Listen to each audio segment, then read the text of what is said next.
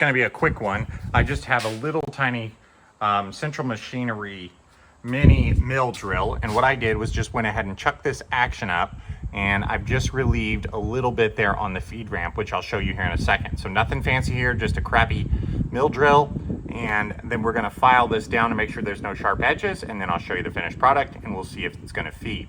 So this is all to allow my Mossberg to feed rounds up to basically 3.0, which is magazine length, because right now they hit this feed ramp. So if we look in there now, we have that area relieved. And again, I filed down the corners just to make sure we weren't gonna have any burrs or anything like that. But now we should have plenty of space to feed those longer rounds. All right, so we just got this put back together. I left the scope off so you guys can see, and we have this at an angle.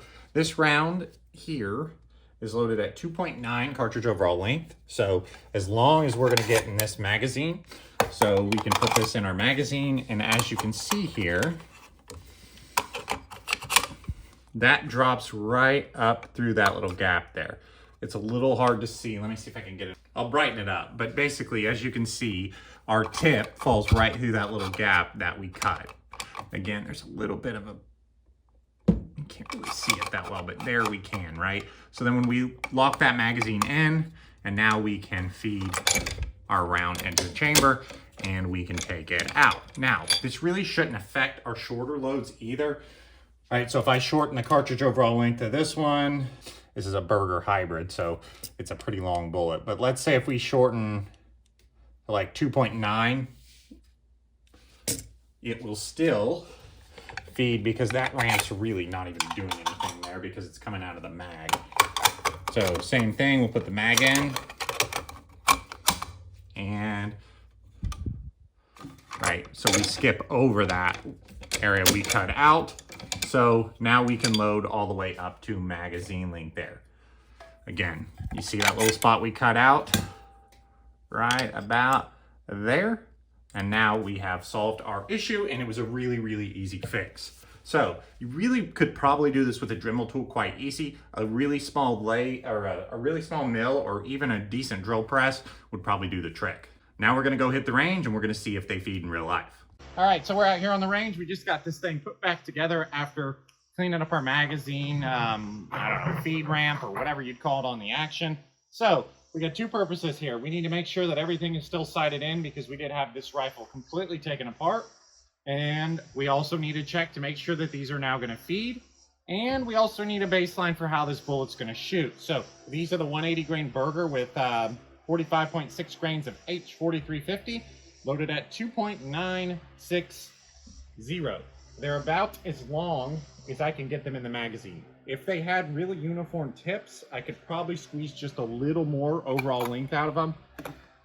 But because this is like an open tip, some of them are a little janky, so I can't risk kind of gliding them across the front of the magazine by loading them right at like 2.95, which is about what I can get out of this magazine.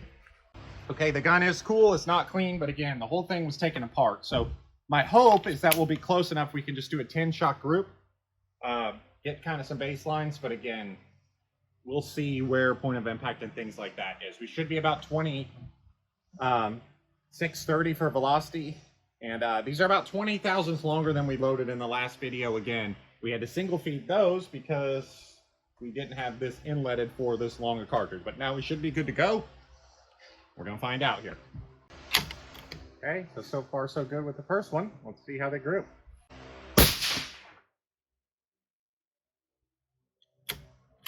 Yeah, so I was afraid of that, right? We were gonna get a little bit of difference. So we're actually gonna end up with a 9-shot group because I need to adjust this. Okay, so we did have that much shift from taking this apart, right, and putting it all back together. Now we should be able to get a 9-shot group, right? But we'll have 10 shots for velocity.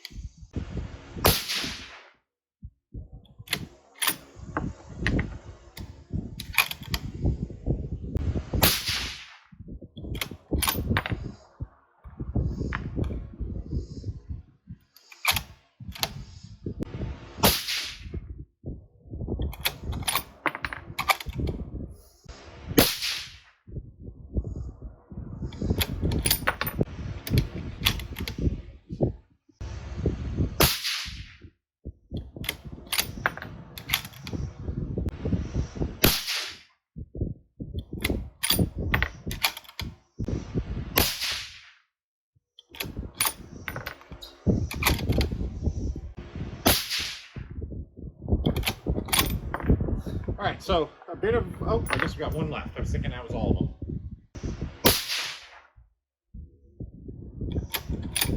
All right, so not awful, right? Not amazing either. Definitely gives us, you know, a good thing that we now fixed them where we can use our whole magazine length. But group-wise, for a 10-shot group's a little disappointing in my opinion. So we definitely need to work on some tuning of this.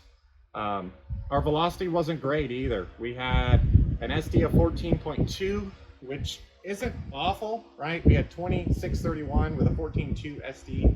I'd really like to see a little better SD with H4350, right? Especially on 10 shots, but you know, again, I don't think this cartridge is made to shoot the 180s, but we're trying. So either way, looks like we have us a nice baseline for what our groups are going to look like with this cartridge overall length. So we know if we go ahead and start to tune, we'll know how much we're improving. And then we also fixed our feeding issues. So hope you guys enjoy this one.